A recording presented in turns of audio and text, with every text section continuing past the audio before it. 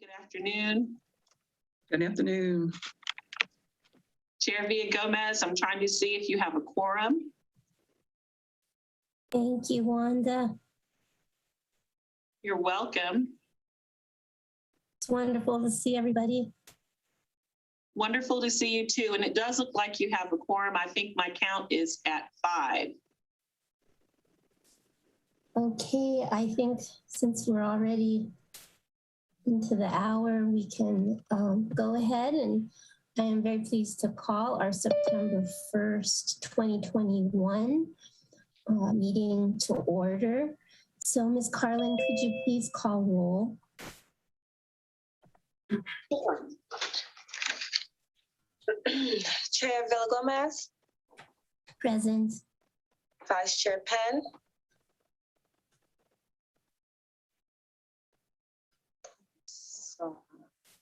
Present. Ms. Dark, Present. Mr. Dara,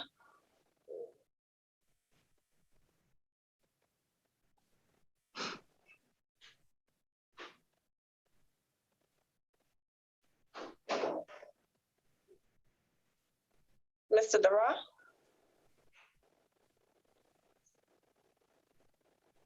I think he said present. Okay, Mr. Fulton, Ms. Johnson, Present. no. Mr. Scales, Ms. Williams, and Ms. Wilson. Present. Thank you all. So we should move on now to adopt our August minutes. Does anyone have a point to discuss about the minutes before we call for the motion to adopt? Any comments or concerns about the August minutes? All right, so could we please have someone move to adopt the minutes?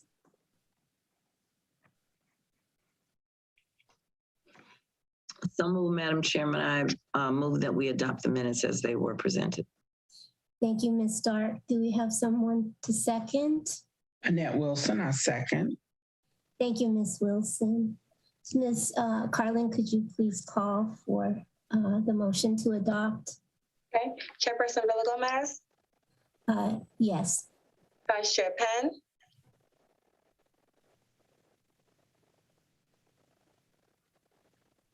Yes. okay, Ms. Dark, Yes. Mr. Dara,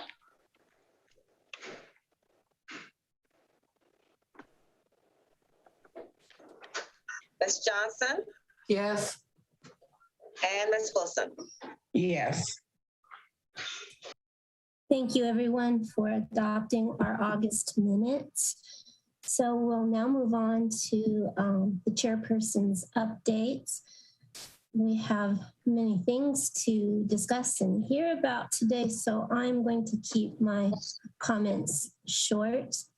But I hope that what I say today will just encourage and inspire us all and give us some food for thought about how we want to proceed to really lay a foundation for accomplishing the many goals that we've been charged to accomplish. So the first good news is that I have 3 wonderful history senior interns this semester. They will be working with me in our Public History 1 and Public History 2 classes through this whole year, this fall and in the spring. And so they'll be getting advanced class credit for the work that they do. So I am not only bringing them up to speed on the best practices of urban history, Black urban history, oral history, and public history that we have discussed in our committee since the spring, but they will also be available to help all of us in various ways. So I just want to let you know who they are. They are Mr. Jordan Nelson, Miss Anastasia Morrison, and Miss Kristen McNeil. So right now they're reading to understand the best practices. But again, I want you to feel that you can ask me to align them to you if you want to conduct oral histories, or if you would like assistance with developing questions for oral histories. If you can get one individual or a group of people together at this point, probably virtually via Zoom, then my interns and I can be there with you. We can ask the questions if you like, and then we can record those oral histories. So again, I would like to bring them and introduce them to you all, but they all have class on Wednesdays at 2.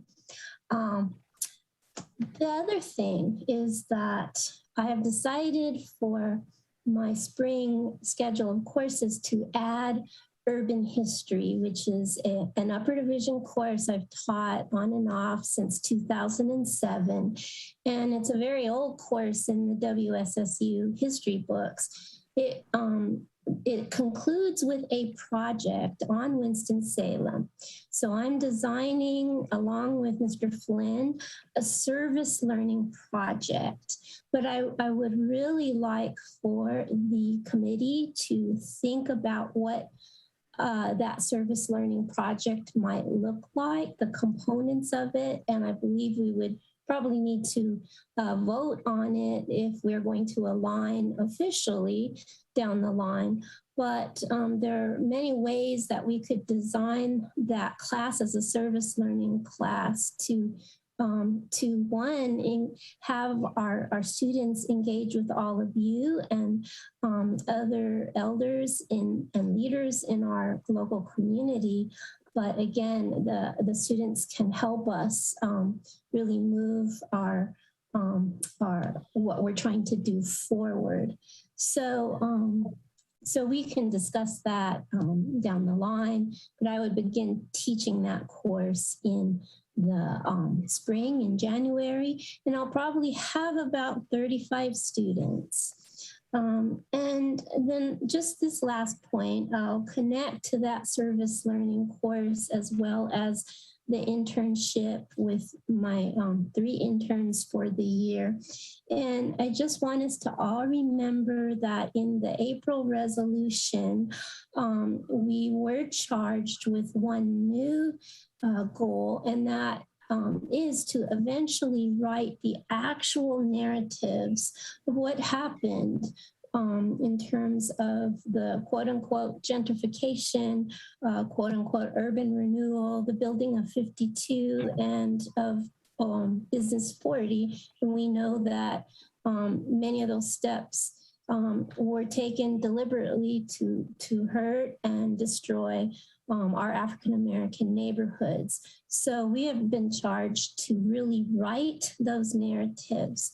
And we haven't discussed how we're going to start, what kinds of evidence we're going to use. Obviously, we could access city legal documents. We can use pictures. We can use the oral histories of our citizens. But I want us to think collaboratively about how we could do that. And again, if we tie that to the service learning project, as well as to my interns who are all excellent writers and researchers, we might have, each student write a paragraph or 2 and help us develop a draft or many drafts for what we want to do. And we could connect groups of students, say 4 to 6 students to each one of you. And so I want us to dream about this and think about how we can engage Winston-Salem State University students in this wonderful, all the wonderful charges that our committee has before us. So we'll move on. And Ms. Wanda will give us her updates, the director's updates.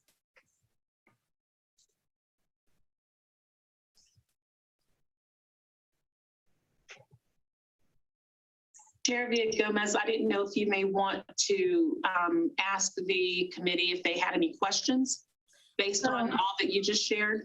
Okay, thank you.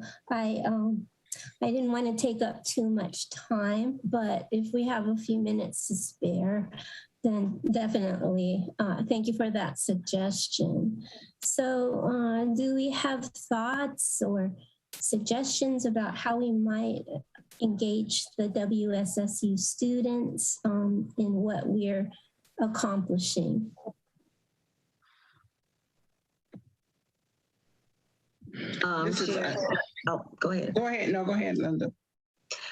I was just going to say, Chair Villa-Gomez, and in order to save time, again, you know, I'm one of those good ones for emails, and I wondered if in the next week or two, if we could send you emails with ideas of how we might engage the students.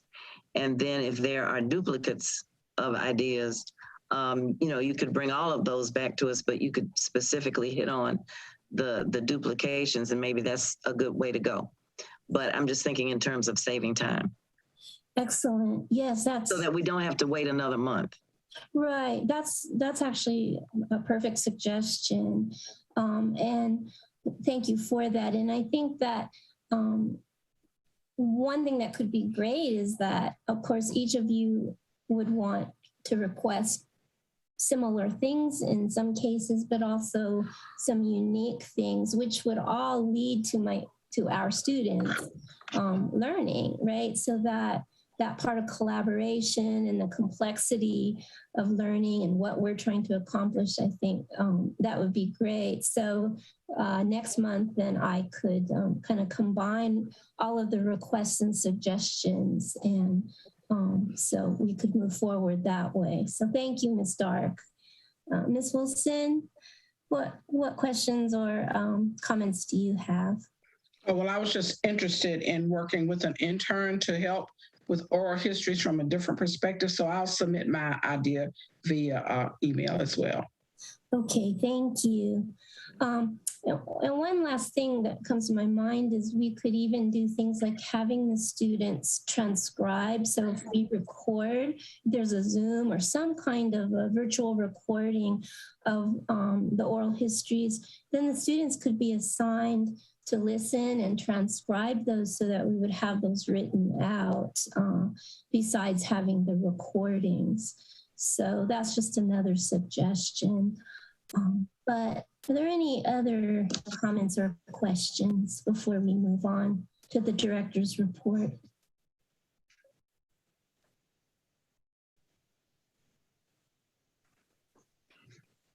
All right, well, please feel free to email me. I welcome your comments and suggestions. And I am really excited that our students will be connected to this project. So thank you. So Ms. Wanda. Thank you, Chair Villa-Gomez. Staff has been busy as usual with trying to make sure that we have internal and behind the scenes processes covered to support AAHI.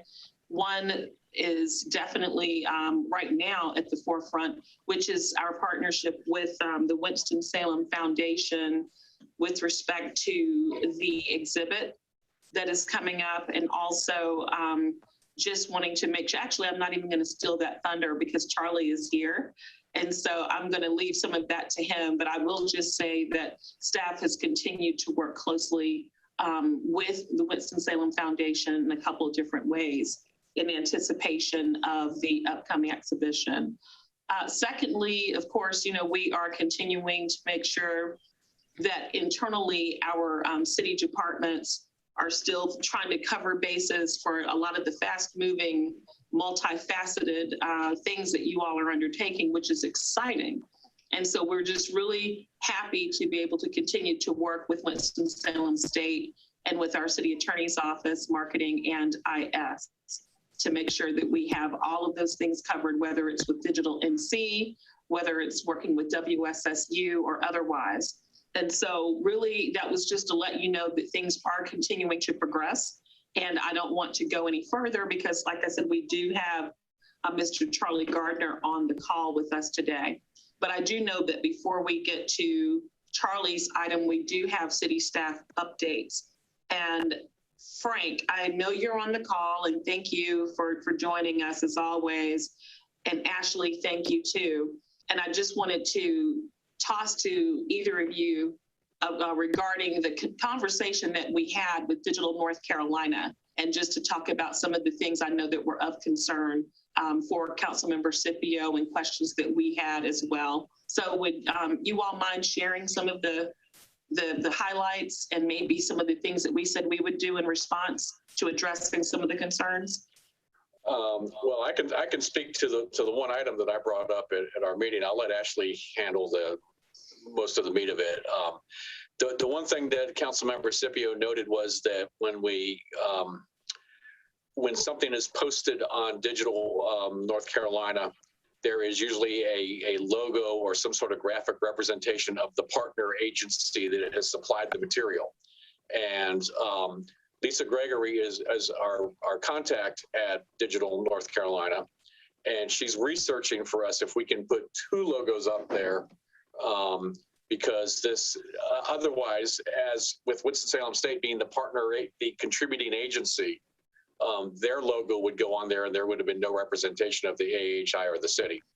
I haven't heard back from Lisa on whether they can do 2, but we have an easy workaround, which was if they can only do 1, then our department is going to take the Winston-Salem State logo and the AHI logo and mash them into a single graphic, and that gets sent and that can be posted. So in terms of how we are represented as being the agency that's behind this, when our things get posted, that will be ensured. I don't know that I had anything else really going on. Wanda, am I forgetting something? Okay, so that's my part of it, which is not much, but Ashley's got the lion's share. Frank, can I ask a quick question? Yes, ma'am. For events like Saturday with the bidding bridge event, are you all keeping that maybe in a separate file that AHI can upload later, or how are you treating those kinds of events? Well, they get archived on our YouTube channel, and then we can copy them out of there. Plus, for a limited amount of time, we keep them in our system, but eventually we run out of space. But they are permanently on our YouTube channel. We can access them through that library. And yes, they could. I should think that's the exact kind of thing that could be uploaded to Digital North Carolina if we so wanted. Or maybe we make an excerpt. For example, it's the bidding family history that was recited at the event, something like that. Because he did a great job with going back to the late 1800s with the chronology and the necrology pieces of the family efforts. Yeah, for sure. Thanks. Yes, ma'am.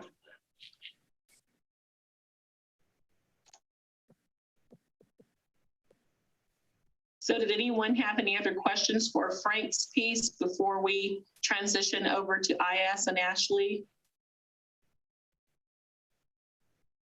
Okay. Ashley, the floor is yours, it looks like. Thank you, Wanda.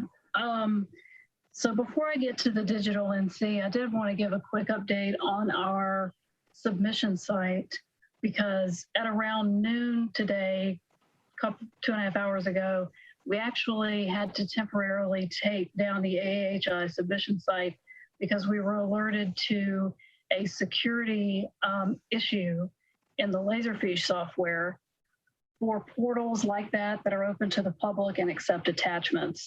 So it was an emergency cybersecurity issue that Laserfish alerted all their customers to. So we had to take it down temporarily. You'll notice if you go to the link now, there's a, there's a maintenance page.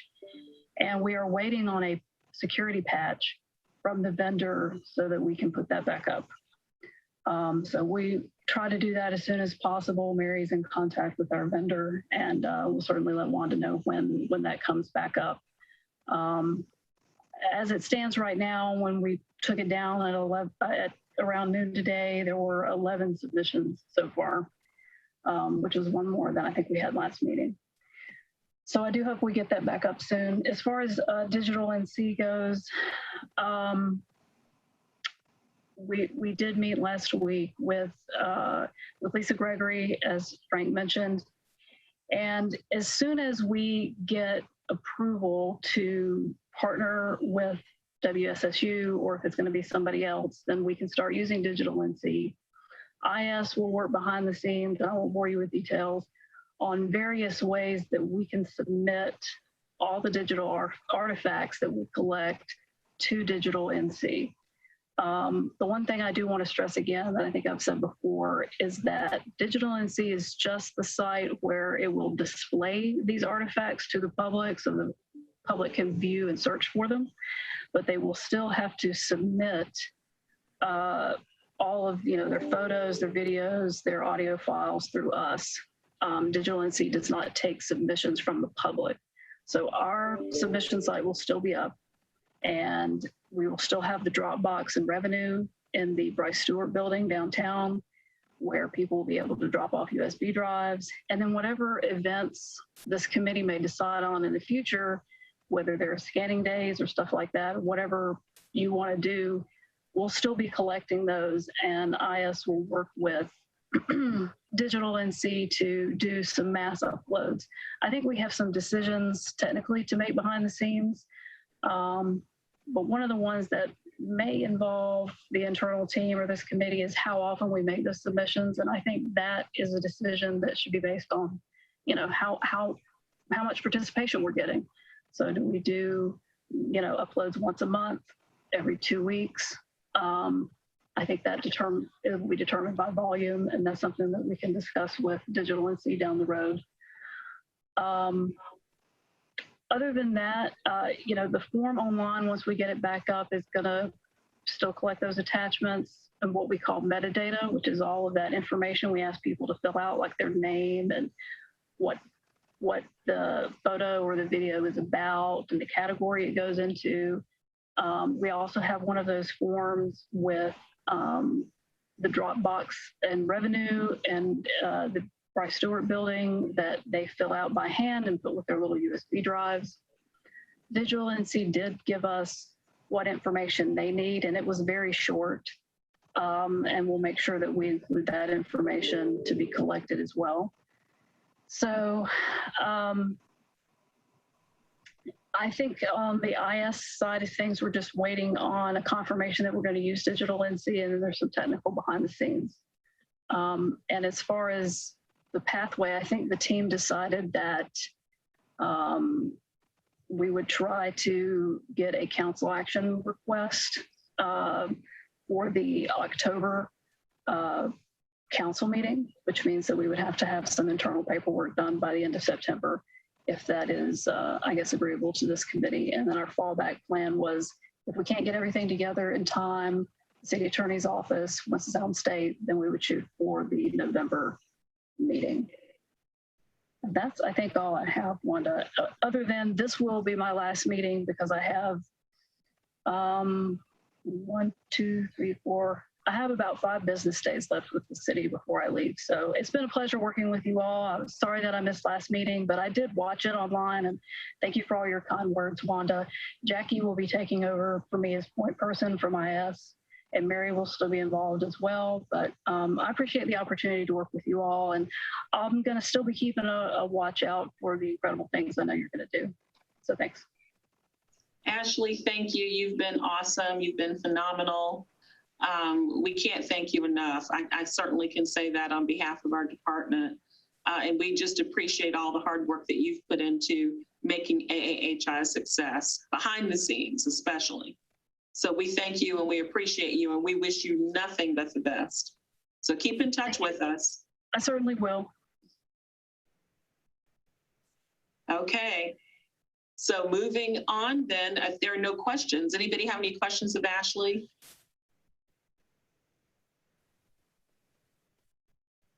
All right. Well, seeing none, I also want to make sure that we recognize that we do have our Assistant City Attorney with us as well, as always, Ms. Keisha Redd. want to thank Keisha for her time and sharing her expertise as always. Keisha, was there anything you want to share or any comments or questions that you may have? Yes, thank you, Rhonda. Good afternoon, everyone. I do have something in the way of a brief update that may potentially alter the timeline of getting this in resolution form and getting it to council for a vote. We had a situation somewhat similar, but not exactly the same, regarding a partnership and how entities are notified or eligible to apply for partnerships. And because the facts in that scenario were similar to what AAHI was proposing with the Winston-Salem State Partnership, I went to my supervisor to ask her opinion regarding the decision to partner with Winston-Salem State and whether, out of an abundance of caution, we needed to take a step back and put a proposal or something out in the event that there were other cultural heritage institutions that wanted to partner with AAHI. Because what we want to do when the question is posed by City Council prior to the vote to give this the up or down is to be able to answer what efforts we made to make the larger community aware and to participate with this project. Now, that certainly does not mean that any work that has been done with Winston-Salem State up to the present is for naught, because that's, that would be groundwork that would need to be done either way. But my recommendation would be to come up with a scope of what, first define cultural heritage institution for other organizations that may be interested, and to give them a time period, be it 2 weeks or a month, 30 days, whatever you decide, to submit that information if they're interested. And it could be that there is no one interested, but we do want to be able to answer council's question with respect to were other organizations notified, and if so, were they given an opportunity to express interest in participation? So that's the latest update from the legal corner.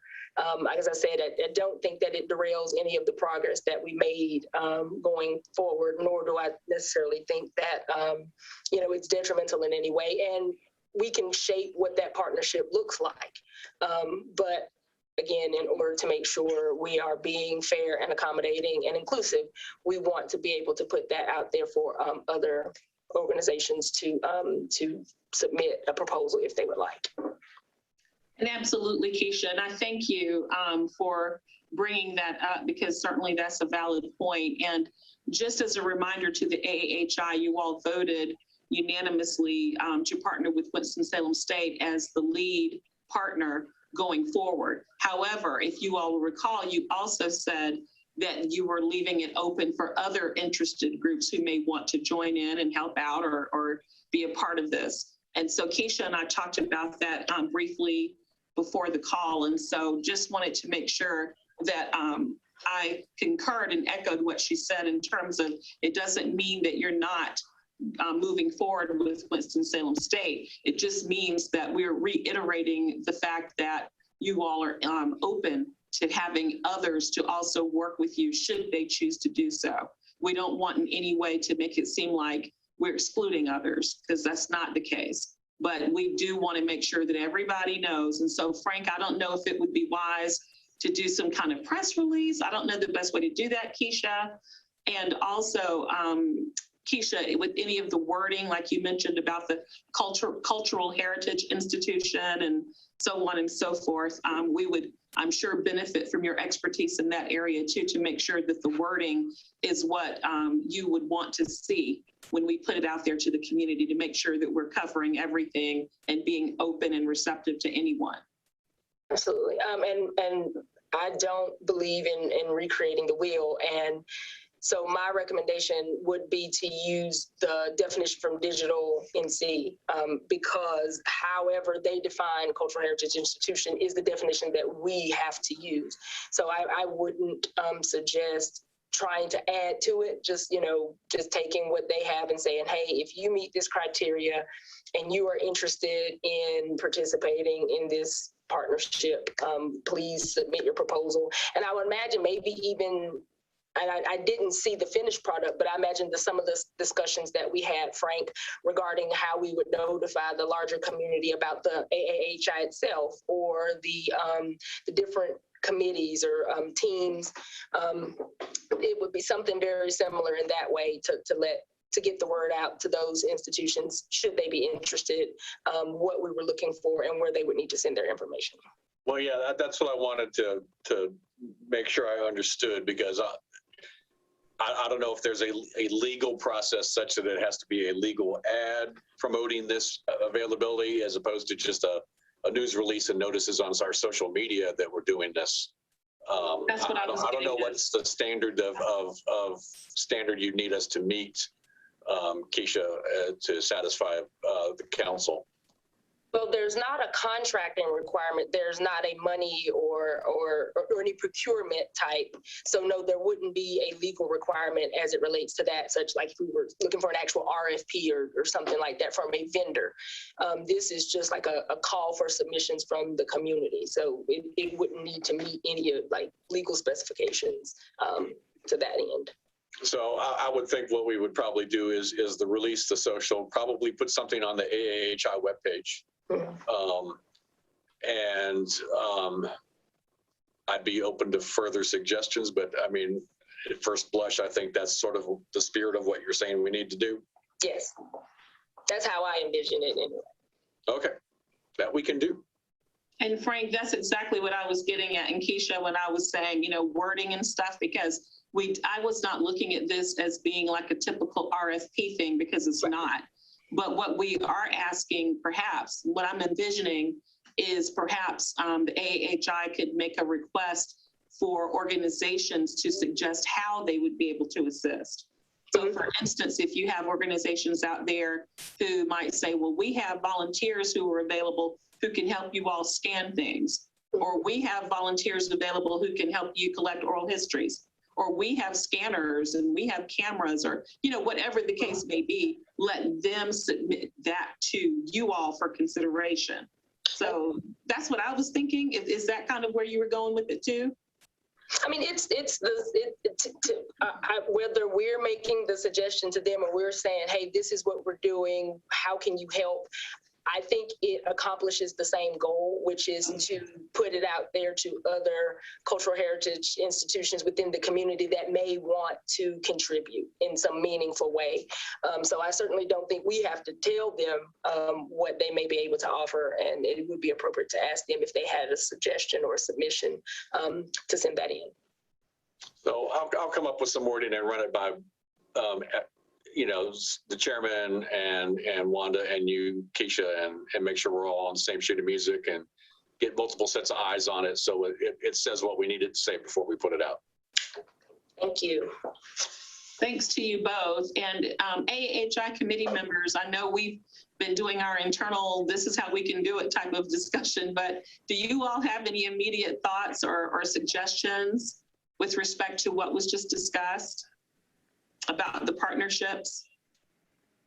Any concerns? Need any clarifications? No, I just think it's a good idea, Wanda, that you don't want to exclude anybody, because I'm not proficient in city management and all of that, but with any company, you don't want to have people thinking you're excluding them, because then, of course, we know what that can lead to. So you don't want to end up in a courtroom. So I think it's a good idea to do that. I would agree. Keisha, do you think this needs to be put to a vote, or is this good enough? No, I don't think Okay. Yeah, no, I don't think it needs to be put to a vote. It's just kind of best practices, let's back up and make sure that all bases are covered. So I don't think it needs to be in the form of an official vote. Okay, so really it's just a clarification of what they suggested, but we just want to make sure everybody understands what this entails. Absolutely. What we need to do. Okay. Thank you so much, Keisha. Again, you're welcome. And I have a meeting that actually started at 2:30, so I'm gonna Okay. have to run. But if anyone has any questions or if you need anything else, I'm certainly available by email, and I'll be more than happy to answer the question and follow up as necessary. Thanks again. All right, thank you. You all have a good All right. afternoon. You too. Okay, so I think that was it for city staff updates, Chair Villa-Gomez. Yes, thank you. Thank you very much.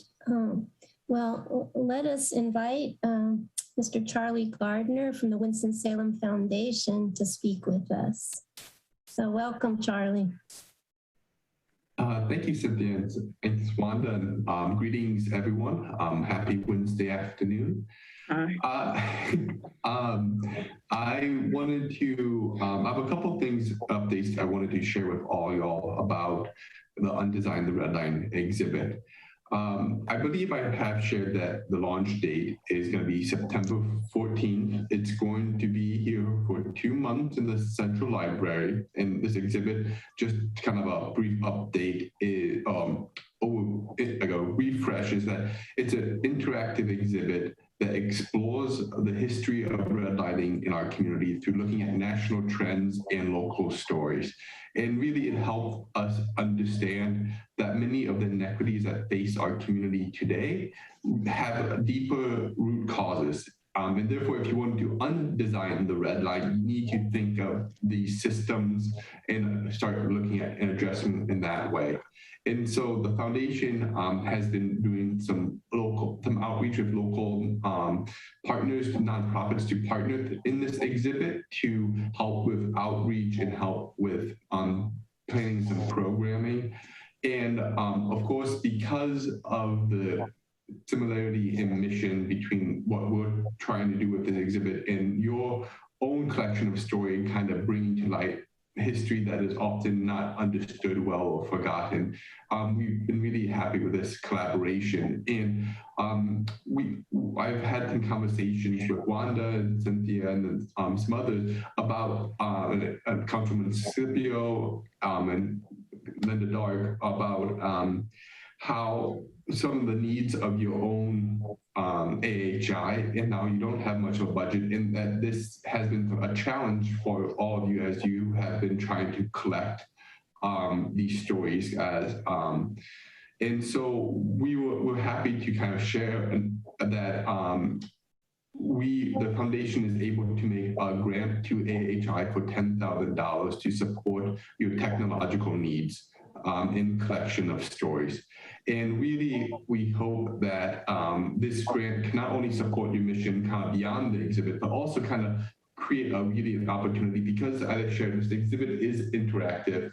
There's a kind of a timeline that has some set stories, as well as some kind of some vignettes of deeper dives, but there's also opportunities for people who go visit the exhibit to write down little post notes and tag them to the exhibit and add their own stories. And so as it's here, it actually grows. And we wanted to make sure that what we have been trying to that people sharing these stories, it has an opportunity to kind of continue to be heard and seen. And so one thing that AHI will be helping with is taking the local stories and taking these community input and help adding them to the archive so that they will continue to be accessible beyond the time too. And so that is really, I think, a wonderful opportunity for partnership where hopefully this grant can help support your mission, and you're also helping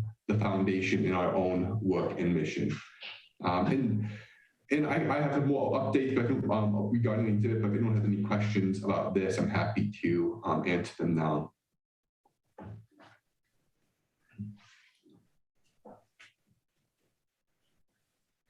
Okay, great. And so some other, we've been trying to think about other ways that AHI can and the foundation can partner for this exhibit. And there are a few different things. And I've had conversations with Cynthia and Wanda and Linda about this.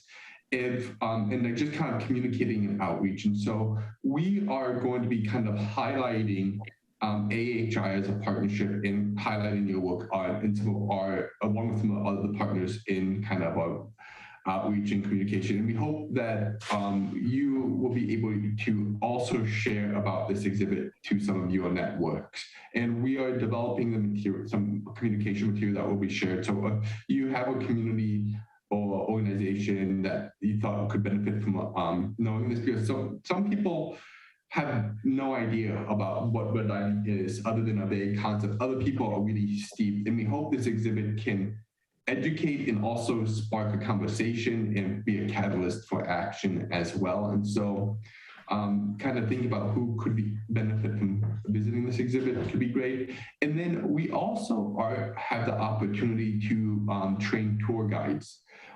Because of the rise of COVID-19, the Delta variant, it has really kind of pushed our timeline back and we've been adjusting. And we are grateful that the library is going to be able to still host this exhibit. It's going to be accessible during the business hours largely. So if people can just kind of walk in, but we also want to schedule different times while it's here to have for the public to visit and be a guided tour. And so we are going to be training tour guides to the community. If you are, masks are required for everyone who visits. But if anyone is interested in being a tour guide, either one of you or who someone could be a good tour guide, we are making sure that they are vaccinated because we just want to make sure we have that extra protection and caution. And so we can provide a tour, have an opportunity for tour guides during this 2 months. And then if there's other programming too, like we're creating a shared calendar. So if you guys have any plans to organize like a collection day of collect stories, we can add that to our shared calendar and kind of highlight that. Or if you have, if you're going to be having a conversation about kind of doing these, developing any resources, such as like what I know, Cynthia, you shared about what has happened with urban renewal. If you create a resource, we're happy to kind of share that and disseminate that too. And so because of COVID-19, we are primarily doing just guided tours and virtual engagement. We had hoped for some in-person engagement, but right now that is going to be fairly limited to about 15 people per person. So the exhibit's in the auditorium. You can have a gathering of up to 15 people, but that's not much at all. And so I think we're going to be primarily focused on giving tours and doing virtual gatherings. That being said, on September 14th, we are going to be doing an in-person launch event by setting up a tent in the library's lawn, having some light refreshments, remarks, and opportunities for people in that evening to go on tours of the exhibit. And so that'll be on September 14th from 5 to 7. And we're working on a program. We had hoped Councilwoman Scipio would be able to have been a speaker at that, but she has informed me today that unfortunately there's a conflict with the city council meeting, so she's unable to attend. But we're still developing the program for that. So that's basically all my updates. I know it's a lot, so if anyone has any questions or thoughts. Yeah, go ahead, Linda. So Charlie, for the virtual tours, I guess that would be filmed, videoed earlier, and then shown at some point. Yeah. Is that what you're meaning? Yeah. So sorry. People can go to the exhibit in person to receive a tour. Like that is one mode of people to be engaged. They can show up in person and just visit the exhibit too. Like if the library is open, you can go visit the exhibit, walk through the auditorium, take your time and visit it. Maybe a few times a week, we may have opportunity for people to go at a certain time to receive a guided tour. And then the programming otherwise, like if you're thinking about like a panel or a conversation, like for instance, Hustle Winston-Salem is going to be having a virtual panel on intergenerational wealth. And so that is going to be put on the calendar. And we're going to be kind of highlighting that. Neighbors for Better Neighborhoods is going to be doing some also virtual panels and conversation that are going to be on streamed on Facebook Live. And so that's it. And there's other types of programming, Linda. I know like if you want to do a conversation and do a virtual thing, we can definitely explore that, and we can do it beforehand and do it. We can do it Facebook Live. We can use the space. We can do it outside the space. There's a lot of flexibility in some ways. Other ways, there's some flexibility in the process. Yeah. So if like AHI, like I know, Linda, we've been looking at a couple of these vignettes and kind of doing a tour and then delving down into the vignette, and you want to kind of have, talk about Depot Street, and you want to kind of provide an overview of what Depot Street is about and have a conversation. We can do a recording, promote that through Facebook or YouTube or whatnot, or Zoom, and so forth. And so, yeah. Okay. And I'd just like to remind all of our AAHI members, if you do want to go down for a special event, whether it's virtual or whether it's in person, socially distanced, we have our T-shirts. So at that particular time, we need to wear our T-shirts, I'm sure. Yeah, even if, for instance, you want to schedule a collection event, it's going to be here for 2 months. So It's launching on September 14th, but it should be here till mid-November. So maybe later in October, you want to do a collection event. We could make sure, that could be a wonderful space to do it. I know some of the collection events are probably better to go to, a neighborhood church or a neighborhood association kind of going out. But even if you do that, we can still promote it and kind of put it on the shared calendar and highlight it and so forth, and hopefully use some of our marketing to support your efforts as well as kind of just expand the outreach for that. Great. So I guess the one thing of follow up for everyone is if you are interested in being a tour guide, and that would mean over the 2 months, if you could commit to providing like 1, maybe 2 tours during those 2 months. So it's not a big commitment. If you're interested, let me know. I will be glad to have you trained as a tour guide who can kind of do that.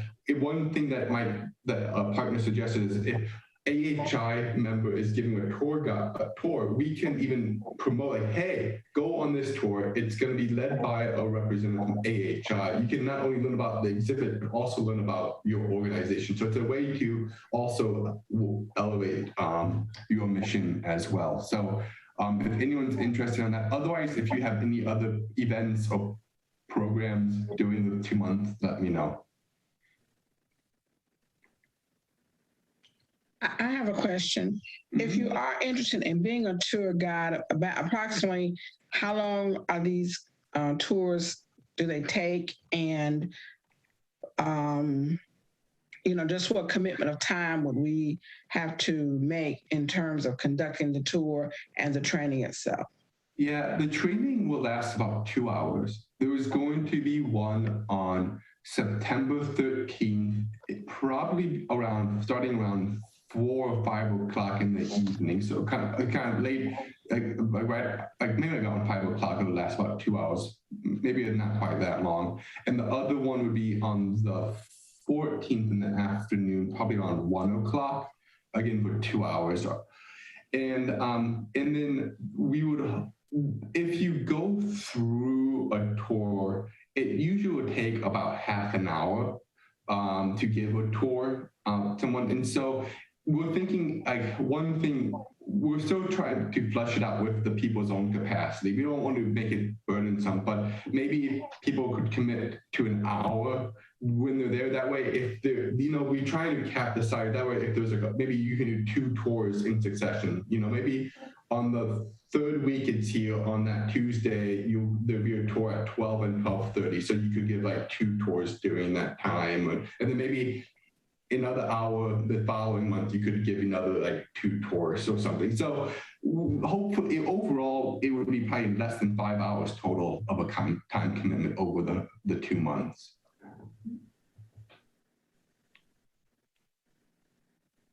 Thank you. Mm-hmm.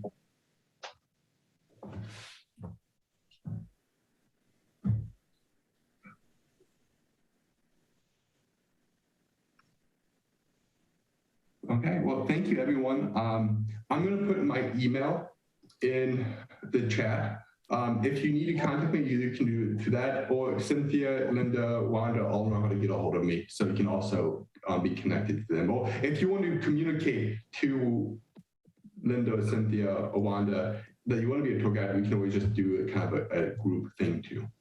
But thank you.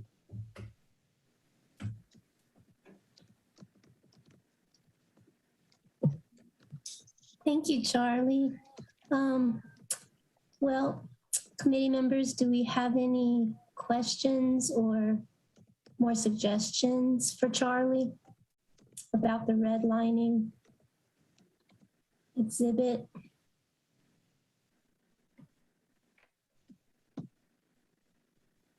Or any other ideas about activities or events that we would like to organize and sponsor as one of the partners of the exhibit?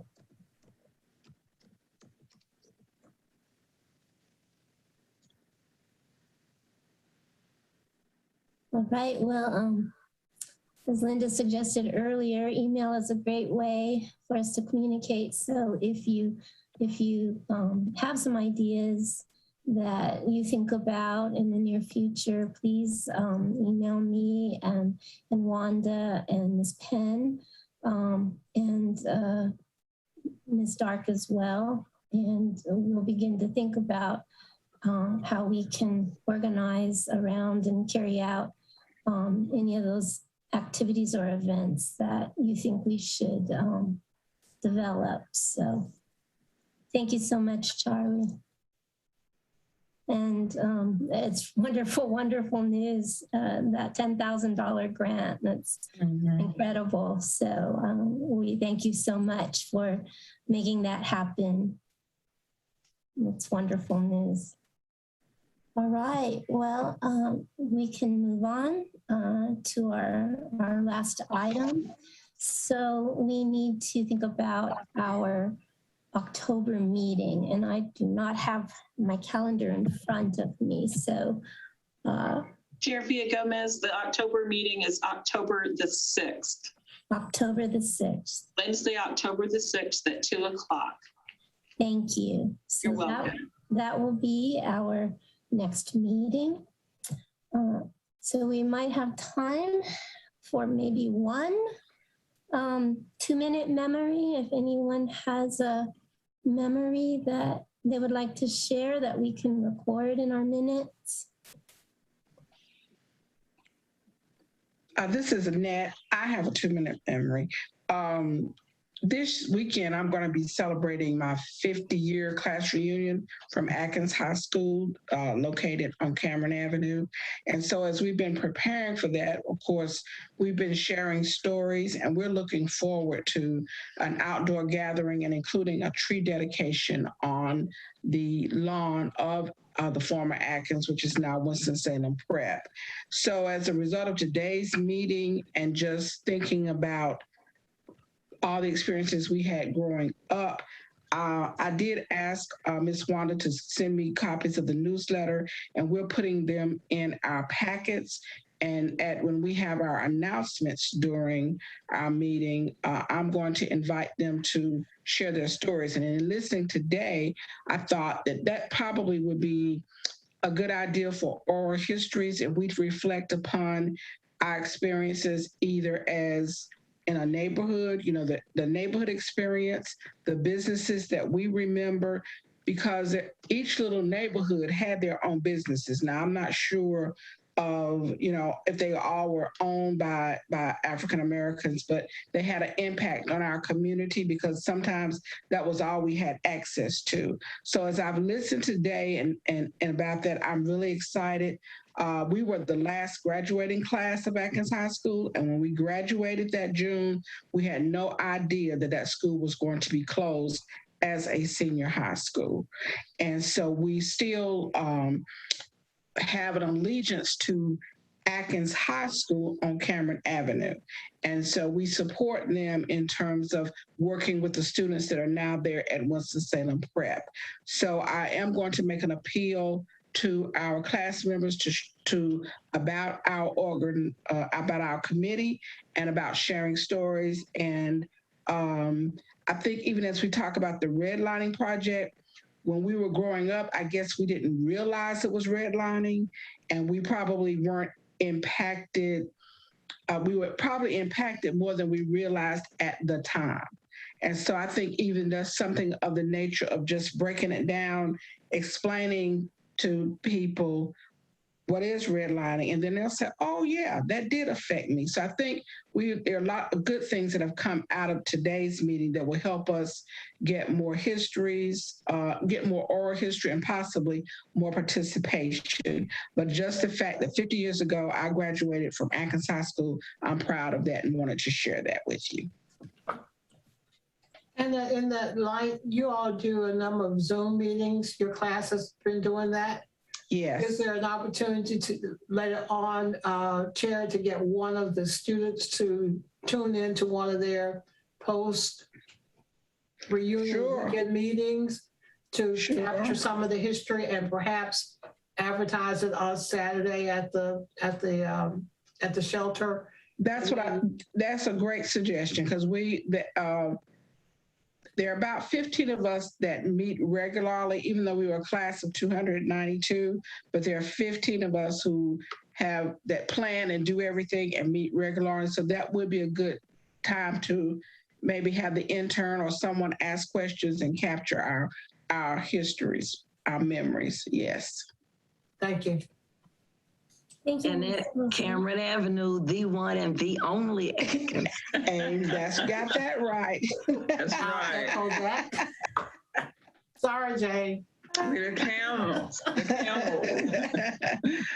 Camel pride. Camel pride. Well, and I like Ms. Wilson's suggestion. If you're arranging anything out in the public and it's a Zoom meeting, please feel free to invite me and my interns. We can sit in. We can arrange the Zoom if you want us to set up the link and record everything. And so we would be very, very happy to do that. But what great news, Ms. Wilson. Thanks for sharing. Mm-hmm. Well,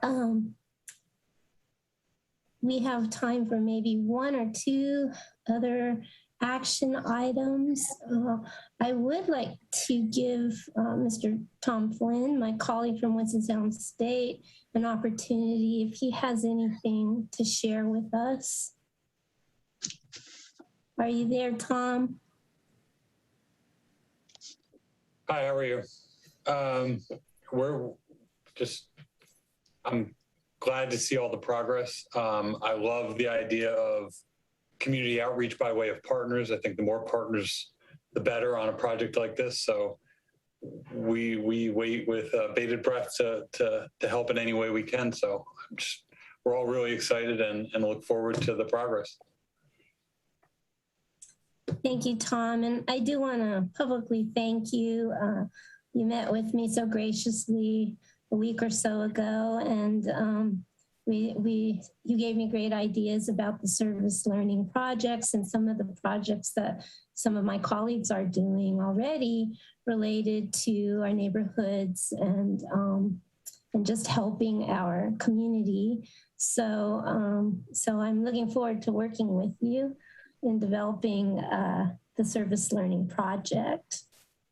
So thank you, Tom. Well, thank you. And I'll echo what I've said in the past, but you guys are already doing, collecting each other's memories. I think, especially as you move forward with Digital NC, using each other as kind of case studies. All right, well, if we film this on Zoom, what is it like? What kind of, it's a good way to learn as you go before you start unleashing it on the community and saying, oh, we're going to try this, and hiccups are going to come along the way.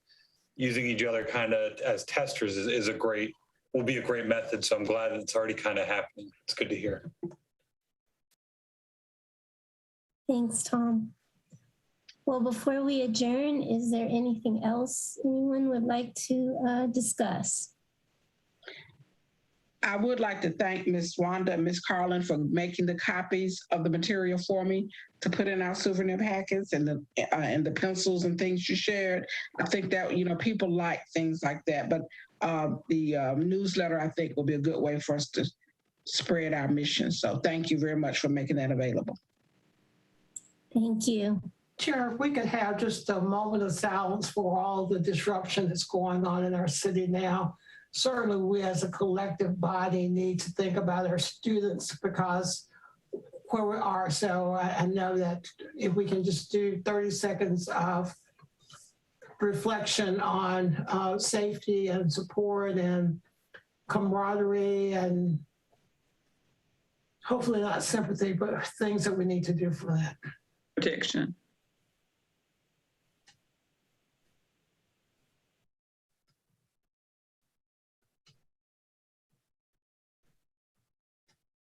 Thank you. Thank you. Thank you.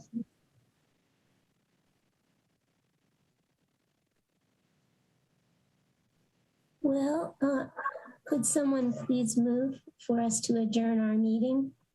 Move to adjourn. Second. So, Ms. Carlin, could you call for approval to adjourn? Sure. Chairperson Villa-Gomez, Approve. Vice Chair Penn, Approve. Ms. Stark, Approve. Mr. Dara, Ms. Johnson, Approve. and Ms. Wilson. Approved. Thank you, everyone. Take good care. Yes, stay safe. Stay safe. Bye. Have a safe weekend. Happy weekend. Bye. Bye. Thank you. You too. Good day. You too.